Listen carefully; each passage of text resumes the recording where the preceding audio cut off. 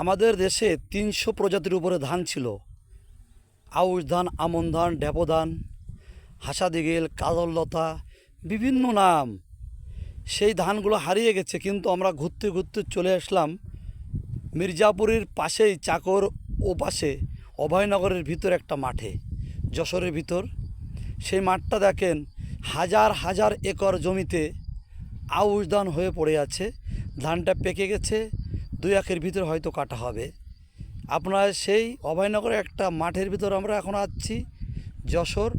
সেখানে আপনারা দেখছেন হাজার হাজার বিঘে আউশ ধান পেকে আছে। আপনারা ক্যামেরা আশা করে দেখতে পাচ্ছেন।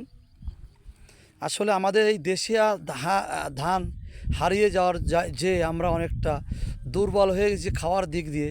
এখন হাইব্রিড ধান আসছে দেশে, যেগুলো 3 মাসে হয়, কিন্তু এই ধানের ভাত খেয়ে ঠিক মজা হয় না। তারপরও এই ধানের প্রয়োজন আছে, কিন্তু আমাদের দেশি প্রজাতির যে আউশ আমন ধান, এটা হারিয়ে নিয়ে নয়, এদের রক্ষা করা উচিত। আপনারা সেরকম একটা মাঠ দেখছেন, পুরো মাঠটাই আউশ ধান।